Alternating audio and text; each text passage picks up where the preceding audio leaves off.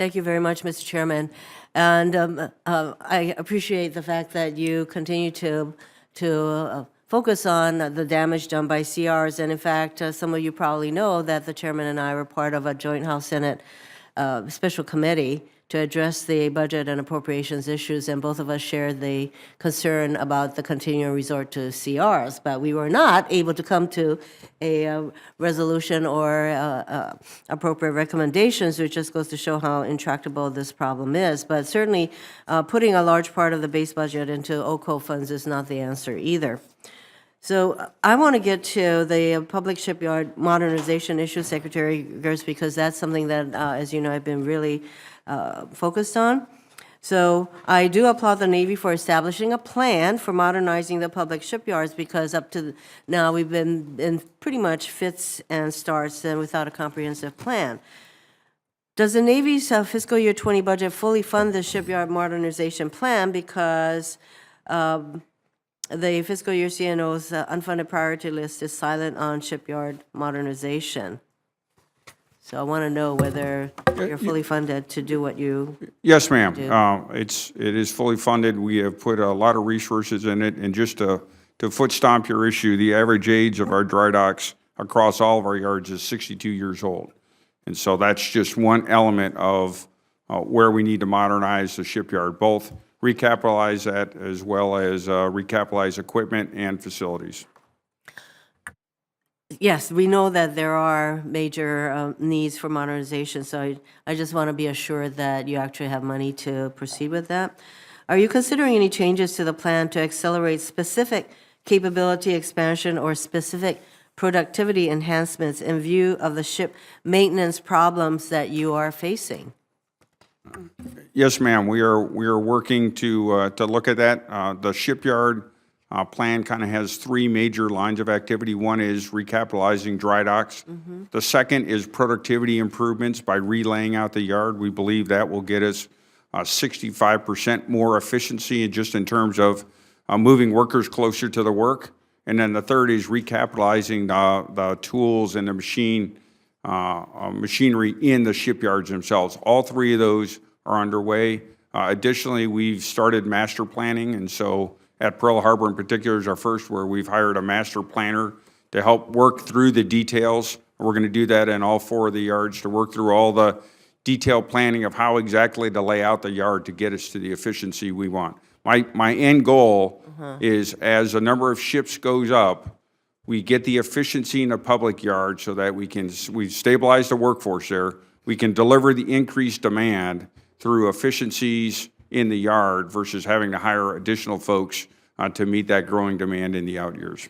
Well, you also face the challenge of having workers who are retiring in large numbers, and you have a lot of people in the shipyards who are doing this necessary work with fewer than 5 years of experience. So there's that. You can move the people closer to where the work is to enhance the efficiencies, but you have the overall concern about where the workers are coming from. Absolutely. So, what are you doing on that part? Yes, ma'am. So we have accelerated our hiring, and so we are at the level of workforce 36,700 we want in all the four public yards. We've achieved that a year early. As you indicate, about 57% of those right now have less than 5 years experience.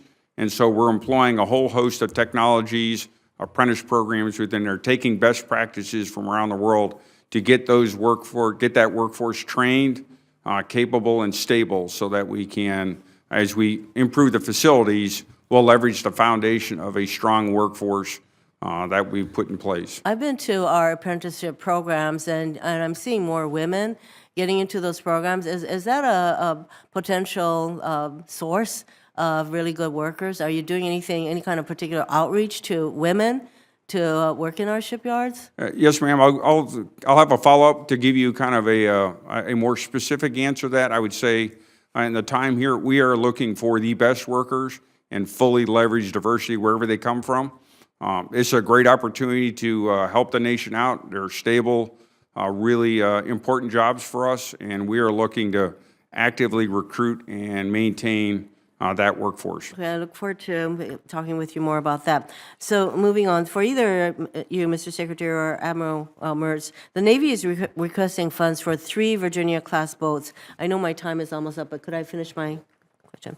In fiscal year 20, instead of the 2 planned for fiscal year 20 at this time last year. And the Navy budget justification material says that since the normal advanced procurement funds were not budgeted before now, the 3rd boat in the fiscal year 20 request will not begin construction until fiscal year 23. I'd also note that last year, the Navy's 30-year shipbuilding plan through 2048 did not ramp up production of 3 Virginia-class boats at all. And this year, the Navy's 30-year shipbuilding plan includes the 3rd boat in fiscal year 20, but does not include a 3rd boat in any other year in the 30-year plan. So it's a little bit mystifying to me. And I can understand that you would request advanced procurement for an additional attack submarine in fiscal year 20, but why would you ask for full funding for a boat that cannot be built in fiscal year 20? Yes, ma'am, I'll start out, and if Admiral Mertz wants to jump in, or we can come back around to it.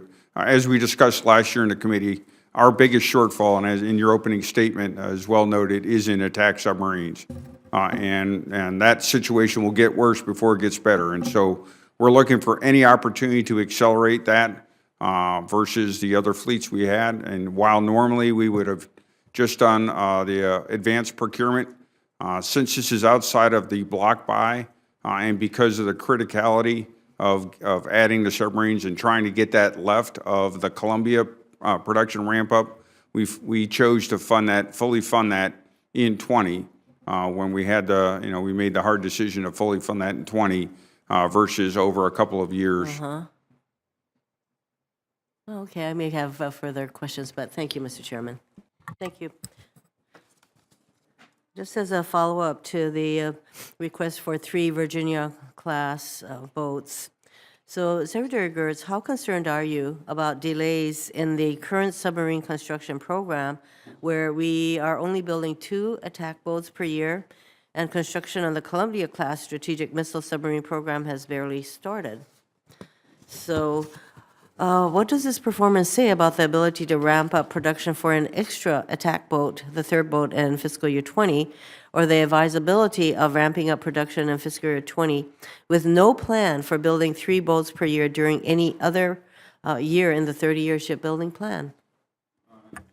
Yes, ma'am. So I would say strategically, one of the things we tried to do on the 30-year shipbuilding plan, and one of, I think, the real benefits of this year's plan versus last, is you saw us smooth out that production and growth profile. And maybe in a follow-on discussion, Admiral Mertz can talk about the benefits of that. That's, I would say, generically, because the better we can smooth that out, the better it helps training and manpower and all the other pieces. On Virginia specifically, as I said, we started with an 84-month span.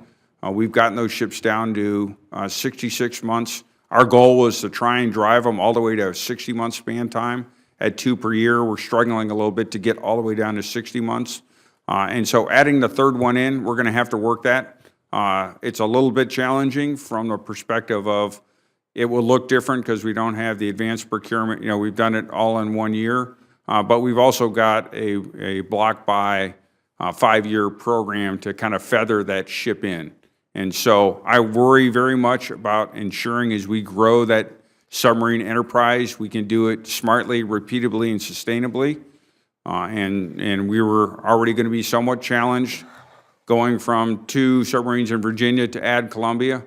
This will be a good opportunity to continue to pressurize that system and work out where do we have weak spots and friction points as we get ready for Columbia, to size that workforce and capability there. So I think to some degree there'll be some benefit to moving in there, but something we're going to have to watch very closely. You're going to need to watch that very closely, because I recognize that our submarines provide us with the asymmetric advantage in warfare. So because you're being very aggressive in terms of the production of our submarines, we're going to need to make sure that you are totally on top of that. Now, going back to the refueling of Senator, if I could just pile on to Please. complete the answer here.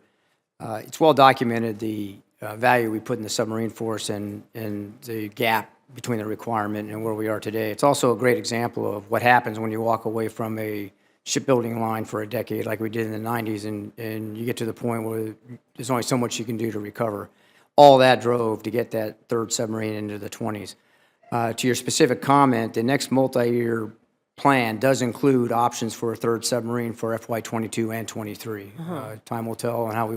All right, so we'll be getting that assessment Yes, soon. ma'am. That's stated in the shipbuilding plan, and that was actually directed by the defense committees to include that in the next negotiation.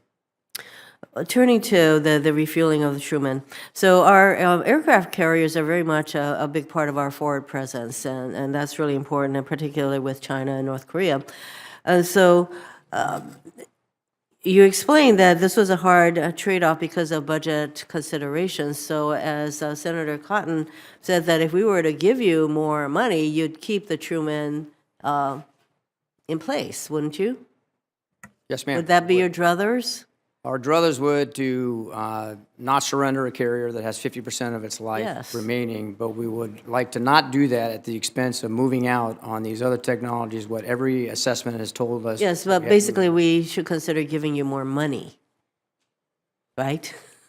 Yes, So ma'am. that you can not only save the Truman, but you can do these other, provide opportunities, as you say, Mr. Secretary, to invest in advanced and distributed systems that will shape future naval warfare to expand our competitive advantage. Secretary Gertz, you said that with regard to the, again, refueling of the Truman, I know that there are a lot of, it probably affects thousands of workers when we don't refuel the Truman. So you mentioned that you need to preserve the workforce. So for a number of reasons, everything, yes, does become a budget kind of a consideration, but it is hard to explain to people why you would basically have thousands of people who would otherwise be working on the refueling, and not to mention we're not getting the full life of this boat. Kind of hard to explain why we're not doing it if there's other ways that we can provide funding for that to occur. Yes, ma'am. We will, it won't be as large a job if we inactivate that ship, and so that will have, it will carry some of the workforce between this refueling and the next one down the pipe, but we are going to have to watch very closely the skill sets in that refueling and work closely with the shipyard to balance all of that out, because we do not want to lose that critical skill set. No, and not to mention that the shipyards that were intending to do this work, it's not as though they don't have some fixed costs regardless of whether they do the work or not, and those fixed costs have to be borne by the taxpayers eventually. Thank you.